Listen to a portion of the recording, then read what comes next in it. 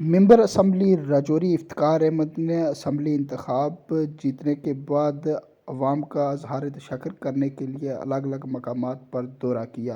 अपने हल्का की अलग अलग पंचायत में दौरा करके अवाम का इजहार तशक्कुर करते हुए इफ्तिकार अहमद ने आज हल्का की पंचायत हल्का बिंडी का दौरा किया। अवाम के बड़े जलसे से खिताब किया। अवाम ने इफ्तिकार अहमद का वालहाना इस्तकबाल किया। इस मौका पर मौसूफ ने कहा कि अवाम की फलाह के लिए सरकार की चलाई जाने वाली सभी स्कीमों का फ़ायदा अवाम को भरपूर तरीके से अवाम के दरवाजे पर ही मुहैया करवाया जाएगा। पेश है इसी हवाले से हमारी एक ख़ास पेश बनना पाओगे कि गुजरा ने राजपूतों तो ज़्यादा गुजरा नहीं की।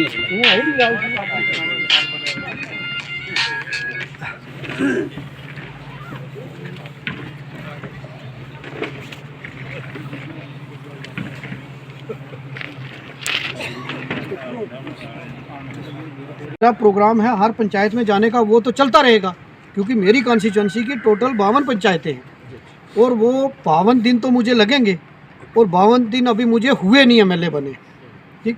लेकिन फिर भी मैंने 10 पंचायतें अभी तक कवर कर ली और उन पंचायतों में मेरे साथ कल भी पीएचई डिपार्टमेंट के एससी साहब थे, परसों मेरे साथ बिजली डिपार्टमेंट के एससी, इरीगेशन के एससी, इरीगेशन के एक्सियन, बिजली के एक्सियन, जो भी JEE मेरे साथ पूरा डिपार्टमेंट जाता है और वहाँ बात सुनते हैं, लोगों की बात समझते हैं। और आज मेरा पहला मकसद ये है कि आप लोगों का शुक्रिया अदा करना, क्योंकि हमेशा लोग ये कहते थे कि हम वोट तो देते हैं लेकिन जीतने के बाद भी कोई नहीं आता और हारने के बाद तो बिल्कुल नहीं। लेकिन मैंने कहा इस रिवाज को मैं बदलूँगा। मैं आपका मकरूज़ हूँ, आपका कर्जदार हूँ।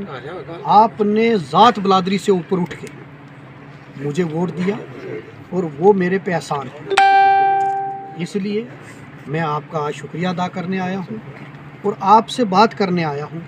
क्योंकि यहाँ मैं किसी डेथ वाले घर आ रहा था तो मैंने कहा आप सोचेंगे कि एमएलए साहब आए हैं तो यहाँ नहीं आए, तो मैंने इनसे कहा चलो मैं वो फातिहा खानी भी करूँगा और आप लोगों से बात भी हो जाएगी। बाकी मेरा जो इन 6 पंचायतों में ये वाला एरिया जो है, इसमें मेरा टूर बाकी है।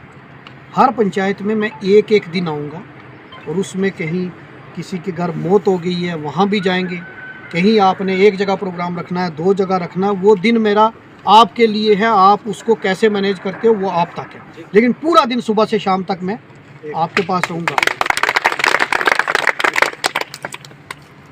मेरे साथी ने, क्योंकि जब मैं एमएलए बना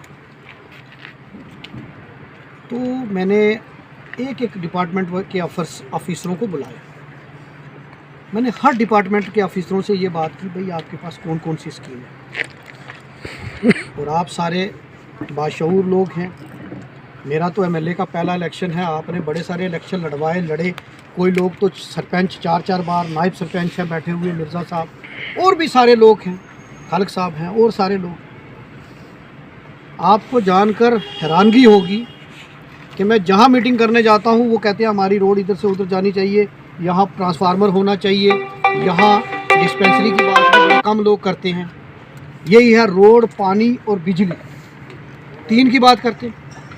आपको पता है कि 1037 स्कीम, कितने 1037 स्कीम लोगों के लिए ऑनलाइन स्कीम है आज की डेट में। सिर्फ अगर आप लेबर डिपार्टमेंट की बात करें, उसमें हमारे पास अगर कोई मज़दूर है और उसका जॉब कार्ड बना हुआ नरेगा का और उसका लेबर कार्ड बना, उसके बच्चों को 15-15 हज़ार, अगर उसके 2 बच्चे पढ़ रहे हैं तो 15-15 हज़ार रुपया उन 2 बच्चों को मिलेगा। अगर बच्ची की शादी है तो 75 हज़ार मिलेगा और अगर खुदा ना खास्ता उस मज़दूर की डेथ हो जाती है तो उसको 3 लाख रुपया मिलेगा। अब मुझे बताओ ये बात किसको पता?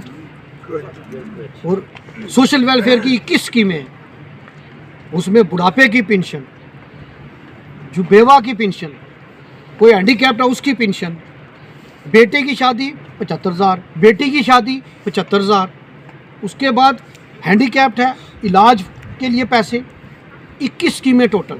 सर एक मिनट प्लीज सर, इसमें इनकी सोशल वेलफेयर की 32 स्कीमें, 13 जो है वो सिर्फ श्रीनगर के लिए रखी हुई हैं, 21 जो है जो यहाँ हमारे यहाँ 21 का भी हमें लाभ नहीं मिलता है, हमें कहाँ मिलेगा? मैं बताता हूँ ना क्यों नहीं मिलता। उस पर मैंने जो रिसर्च की, इसी तरीके से मैंने कोऑपरेटिव डिपार्टमेंट वालों को बुलाया, उनके पास भी इतनी स्कीमें। शीप हस्बेंड्री वाले, मैं हैरान होता हूँ कि मैं लोगों में जाता हूँ, यहाँ हमारे बकरवाल भाई, हमारे गुजर भाई, हमारे पहाड़ी भाई, आप माल मवेशी रखते हैं, लेकिन 1 करोड़ तक शीप हस्बेंड्री और एनिमल हस्बेंड्री के पास की है। फिशरी आपके पास है।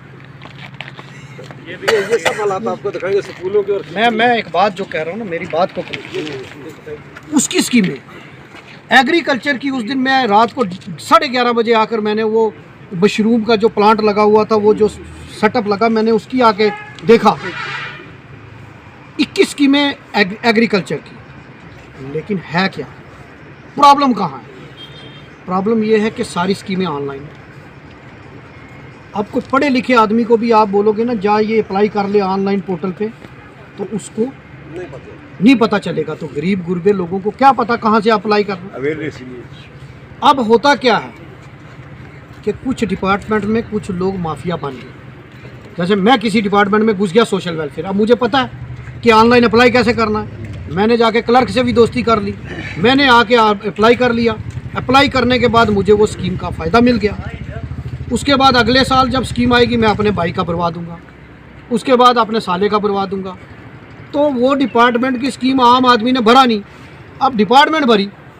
क्यों? उन्होंने बोला जनाब ऑनलाइन मसला है, जो अप्लाई करेगा उसको मिलेगा। तो आज इस चीज़ को रोकने के लिए मैंने रजौरी में एक ऑफिस बनाया है।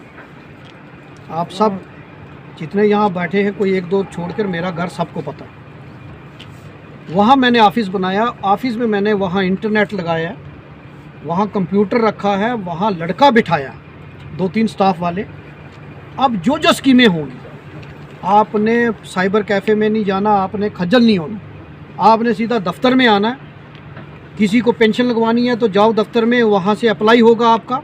अप्लाई होने के बाद आपकी डिटेल नोट करेंगे और मेरा एक ऑफिस का PRO वो वहाँ से वो फाइल लेकर डिपार्टमेंट में बात करेगा, जाएगा, और जाने के बाद आपका नंबर नोट होगा। आपको बार बार आके रजौरी डिपार्टमेंटों के चक्कर लगाने की ज़रूरत नहीं है। वहाँ से आपको बताएंगे कि भाई इस डिपार्टमेंट का आपका ये काम है और आपका काम हो गया। ये बहुत बड़ा काम है, क्योंकि आज इस पे पहरा देने की ज़रूरत है।